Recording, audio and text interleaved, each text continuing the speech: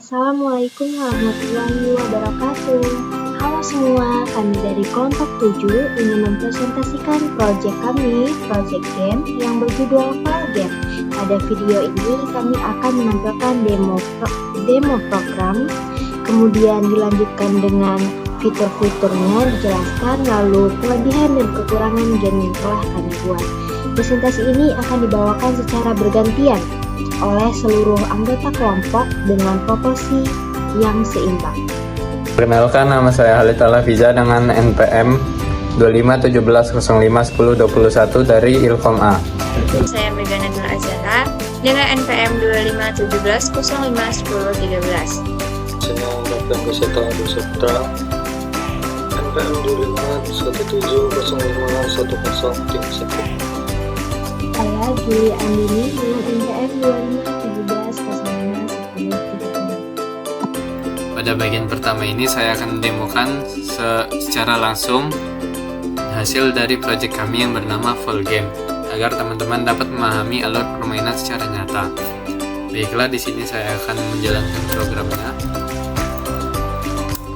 Nah, pas programnya udah dijalanin, kita bakal dapat message yang bertuliskan "Ayo main". Nah, message "Ayo main" ini bertanda kalau si program ini udah bisa kita jalanin. Terus kita tekan apapun untuk memulai atau press any key to continue. Berarti kita bisa tekan tombol, terserah tombol apa aja, misalnya kita tombol I. Nah, nanti dia bakal berpindah ke arena ini. Arenanya ini berbentuk kotak dengan batasan dinding dan batasan dindingnya itu hashtag ini atau ASCII sederhana ya. Batas ini menunjukin kalau area aktif permainan, biar si pemain atau kita tetap fokus di area ini aja. Nah, di bagian bawah itu ada yang namanya hit zone. Hit zone ini ditandai sama dengan ini. Nah, hit zone ini bagian terpenting dari game ini karena seluruh interaksinya terjadi di area hit zone ini.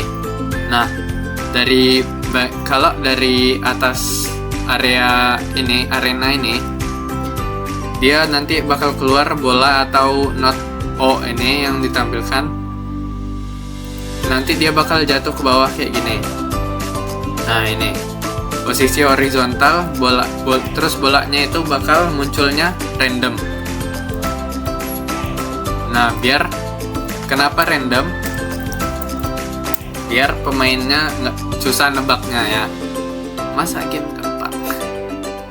Nah, terus pas bolanya udah deket hit zone, pemain tuh kita itu harus mencet tombol A sesuai waktu sebelum si O ini reach ke hit zone ini. Kalau timingnya sesuai, kita bakal dapat skor. Nih, misalnya ini. Cus. Tuh, jadi 30 dari 20. Nah, bolanya nanti bakal spawn lagi dari atas. Tapi kalau pemain atau kitanya nggak pas ini mencetnya, nanti dia bakal ngurangin nyawa. Tuh, jadi game over kan? Ini sabar, kita coba lagi.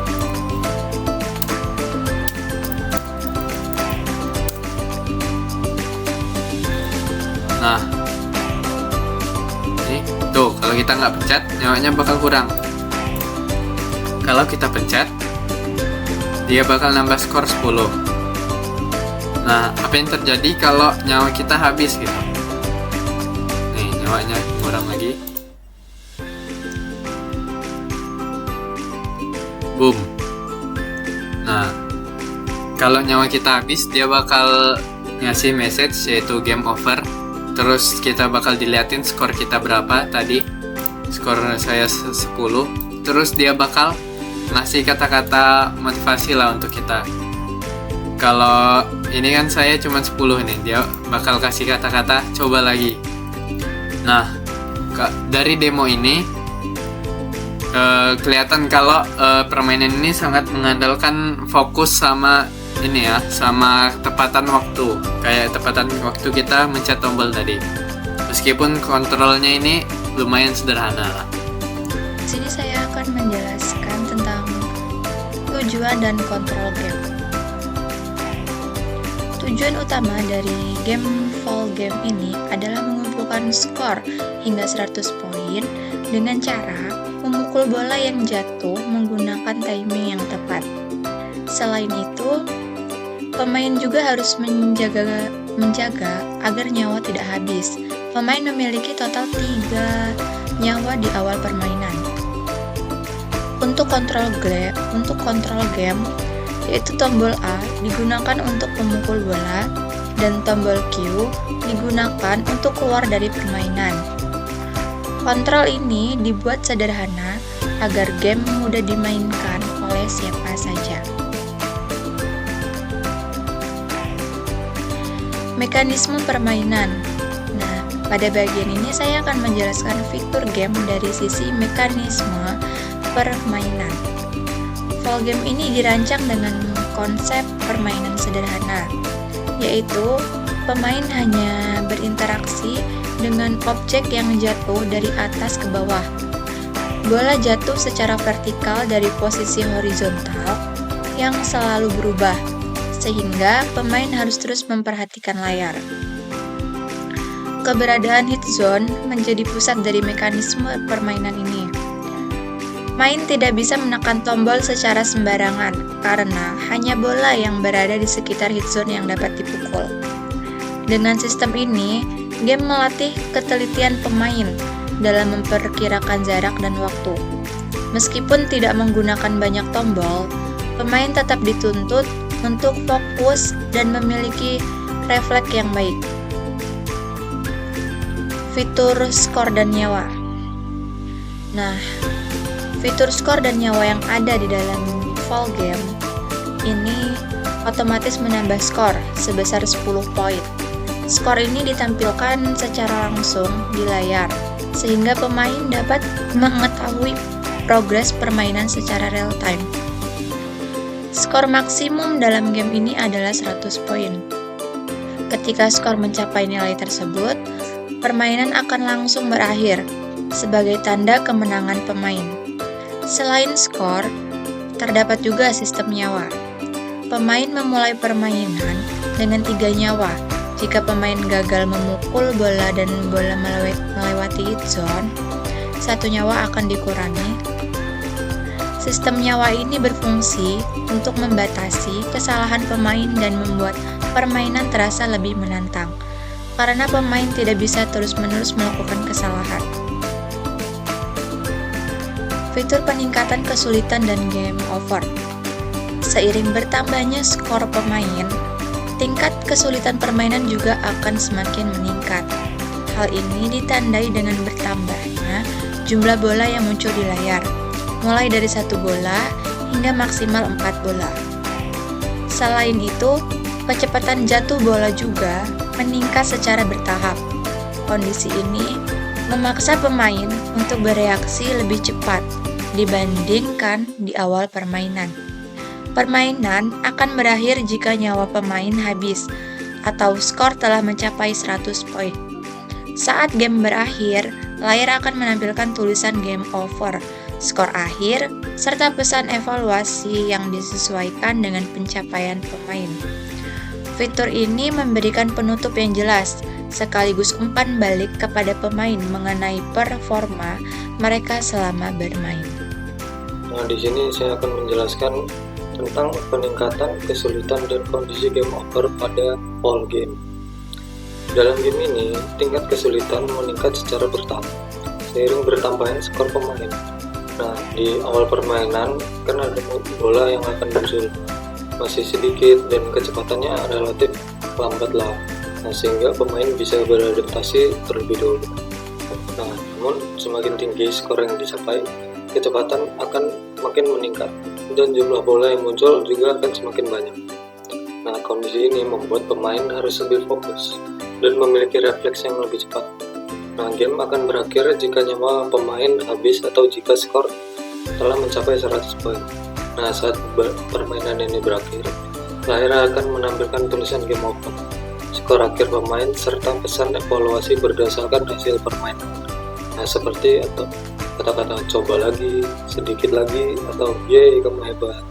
Nah, pesan ini berfungsi sebagai umpan balik bagi pemain. Nah, lalu di sini ada kelebihan game.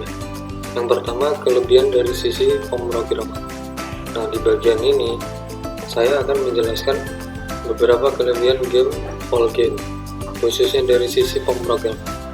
Nah, kelebihan pertama, game ini menggunakan struktur data array, yaitu array nodes, untuk menyimpan dan mengatur banyak bola yang muncul dalam permainan. Nah, dengan penggunaan array ini, setiap bola dapat dikelola dengan lebih teratur dari pergerakan, posisi, maupun statusnya. Nah, yang kedua, game ini menerapkan perulangan atau looping seperti for dan while. Nah, loop digunakan untuk menjalankan game secara terus-menerus, mulai dari menggambar tampilan, menggerakkan bola, membaca input pemain, dan hingga mengecek kondisi permainan. Lalu kelebihan ketiga, program ini menggunakan perjabangan events untuk mengatur berbagai kondisi dalam permainan seperti penambahan skor, pengurangan nyawa, peningkatan tingkat kesulitan, dan penentuan kondisi game. Nah, game full game ini juga menggunakan stroke, yaitu stroke node, untuk mempresentasikan objek bola. Dengan stroke ini, konsep pemrograman terstruktur dapat diterapkan dengan lebih jelas. Terakhir, game ini sudah menerapkan konsep dasar game loop, yaitu input, proses, dan output. Konsep ini merupakan dasar penting dalam pengembangan dan menjadi salah satu kelebihan utama dari program yang kami buat. Lalu yang kedua, ada kelebihan dari sisi gameplay. Selain itu, dari sisi pemrograman, game full game juga memiliki beberapa kelebihan dari sisi gameplay. Yang pertama, gameplay pada game ini sangat sederhana dan mudah dipahami, sehingga pemain bisa langsung bermain tanpa perlu belajar terlalu lama. Tidak perlu ahli yang harus memainkan game ini. Lalu yang kedua, game ini cocok untuk pemula yang sedang belajar pemrograman game, khususnya berbasis bahasa C++. Lalu yang ketiga, tingkat kesulitan yang meningkat secara bertahap, membuat permainan tetap menantang dan tidak terasa membosankan, sehingga bermain terdorong untuk mencoba dan meningkatkan skor. Berikut adalah beberapa kelebihan dari fail game. Yang pertama, gameplay sederhana dan dapat mudah dipahami. Yang kedua, game ini cocok untuk pemula yang sedang belajar pemrograman game berbasis bahasa C++. Yang ketiga, game menggunakan konsep dasar game loop yang jelas, yaitu input, proses, dan output. Selain itu, tingkat kesulitannya juga meningkat secara bertahap, sehingga game ini tidak terlalu membosankan. Selain kelebihan, game ini juga memiliki beberapa kekurangan. Yang pertama, tampilan game masih berbasis teks, sehingga kurang menarik secara visual. Yang kedua, game bergantung pada library curses yang cukup sulit dijalankan di beberapa sistem operasi tanpa library tambahan.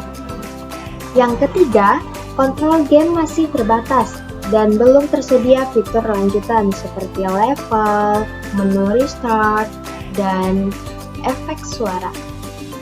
Demikian presentasi dari kelompok 7 tentang project fail game yang telah kami buat. Melalui project ini kami belajar tentang konsep dasar pembuatan game seperti game loop, input pengguna, dan pengaturan tingkat kesulitan. Terima kasih atas perhatian teman-teman. Semoga penjelasan kami dapat mudah dipahami. Dan jika kami ada salah kata, kami mohon maaf.